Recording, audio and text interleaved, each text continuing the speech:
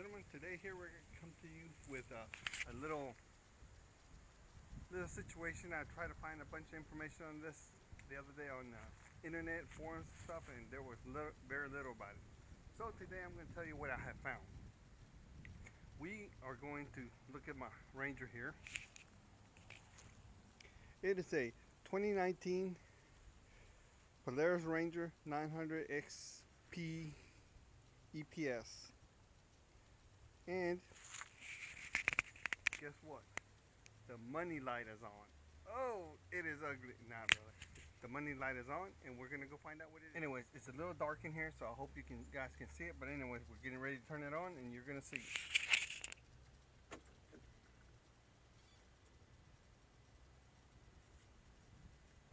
Money light. Yeah. Let's go pull the code out.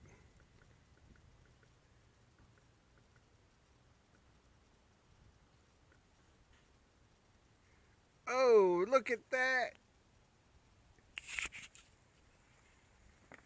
It is a 520 207 5. And anyways, it came on the other day. I couldn't find a bunch of information on it, but anyways, it says something about the B plus, the drive, something drive, B plus, grounded, or something like that. Anyways, if you look up that code, you'll see exactly the heading. Anyways, I found out why it says that. I found out what's causing it on mine. As you can see, it's already in pieces. Anyways, the first thing you do, make sure you do is, of course, turn the key on, make sure you get power. The next thing is look at your fuse box. There's a fuse in there labeled either all-wheel drive, four-wheel drive, or drive. It depends on what model you have. It depends on how it's labeled. But it's the four-wheel drive system, which is for the front differential. Okay.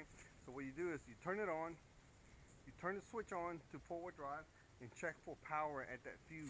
Make sure that your fuse is not blown, because apparently this happens. If your fuse is not blown, the next thing you do is come down here to your diff, find a wire to the diff, and follow it up to the plug. There's a plug right up against the left inner rail part thing. Anyways, yeah, I don't think you can see it very well from here, but I'm going to try to show it to you. Anyways, if you look, it's up here. See my hand? It's kind of hard to see. Right here. Right there. See it? Anyways, it comes down from the diff, goes up, and goes to the plug. Make sure your wire is not broke, cracked, or disassembled. Most of the time, this wire, one of the wires breaks right there at the diff as it comes in, and well, that's what's causing it on mine. Now yours might be different, but on mine, just check, make sure that wire's not broken. We are in the shop. I've got the diff out, and it's draining. Of course, the oil's draining. Anyways, I have the left side cover off because I was looking at it and making sure to see if I could repair it. Apparently, it's hard to repair. But anyways, as you can see, I'm going to show you.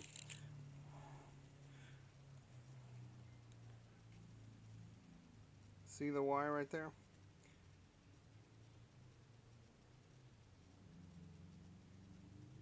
Apparently, it's not uncommon for that wire to break, and it's causing this problem. Now, alright, the way this system works is, actually this circuit works, is when you turn the key on, your chassis relay is closed and sends power to your fuse, your drive fuse. From your drive fuse, power goes to the wire, goes through the plug, to the diff, through the coil, and back out. As it comes out, it goes to the ECM. Now the ECM is looking for that voltage to come through. Whenever it doesn't see that voltage, it sends that signal that it's out. The computer does not know whether it's grounded or the wire's broke or any other thing. All it knows is that there's no voltage on the end of that wire at the ECM. That's why it says grounded. Obviously, if it's ground, it's going to blow a fuse, or power's going somewhere else. So obviously it tells you that it's grounded. Doesn't necessarily mean, if you look at it, doesn't necessarily mean it's ground. It just means to the computer that the signal is not there, which is that voltage. So whenever you depress your forward drive switch into forward drive, that switch sends a signal to the ECM to close that circuit, and then you you're enabled your four-wheel drive system to work. At the same time, the ECM sends a signal to your dash via the CAN bus communications network to give you that little signal on your dash pod for four-wheel drive. So that's how it works. So it's very simple circuit. The only thing is you got to follow the wires. You can have broken wire like mine right there, the differential. You can have broken wire in the loom somewhere, or you can have a switch that's bad, or you can have an ECM that's bad. Either way, I hope it helps for you. If you look at a wiring diagram, you see it's a very, very simple circuit, but it just takes a little time to understand how it works.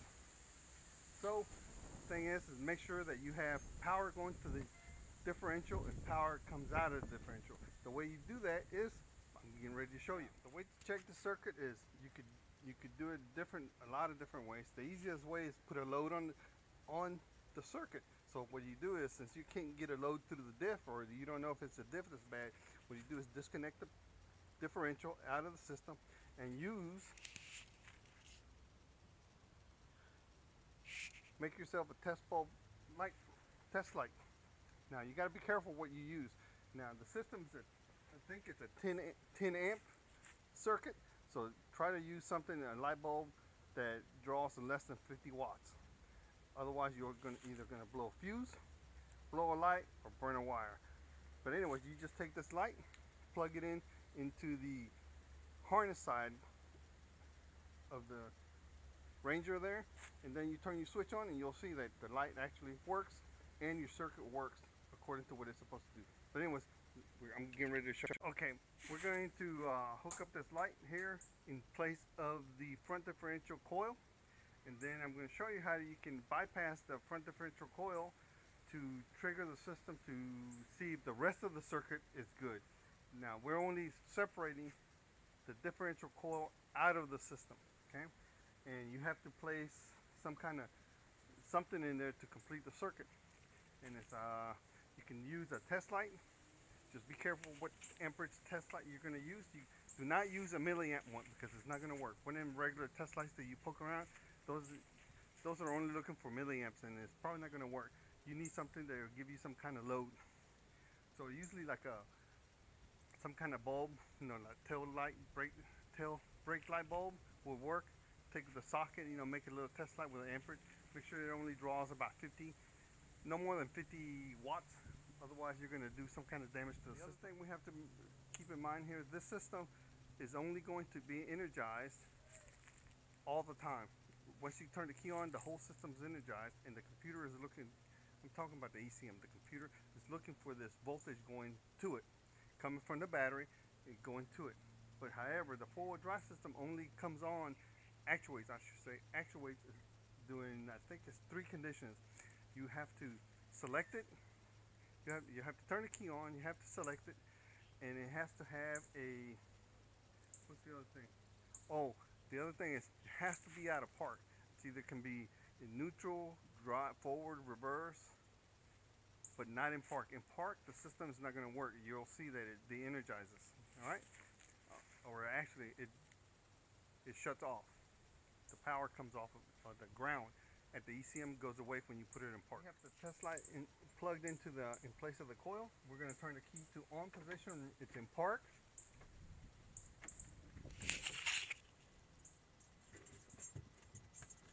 It's in park. Yes, the light will come on. However,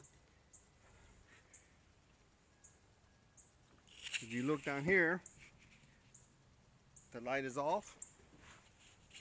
You put it in reverse.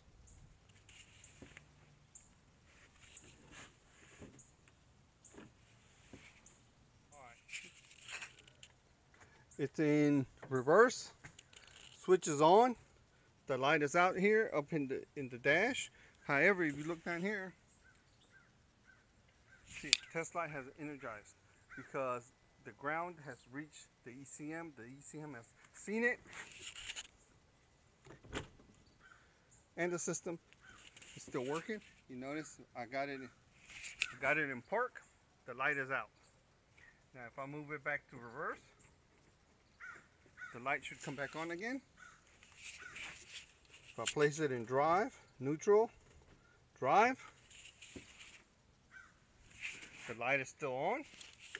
Place it in low, the dash light is still out. Test light is down there, is on. So that means that our circuit is, all the circuit is good. The only thing that was bad was the coil in the differential. And it wasn't even the coil. What it was is a wire that has broke off the coil, and that was causing our problems. But anyways, that's how the system works. There you have it, ladies and gentlemen. It's a very simple system to troubleshoot and hopefully find out what the problem is. A lot of times it's going to be a broken wire somewhere. It could be, it will hardly ever be the switch unless you're constantly getting your switch water in there and it keeps rusting out. However, look for the simple stuff and you'll find it. Now, I hope you have fun, and I hope this gives you a little bit of information on this system. The 520-2075 Polaris dreaded code that a lot of people do not understand.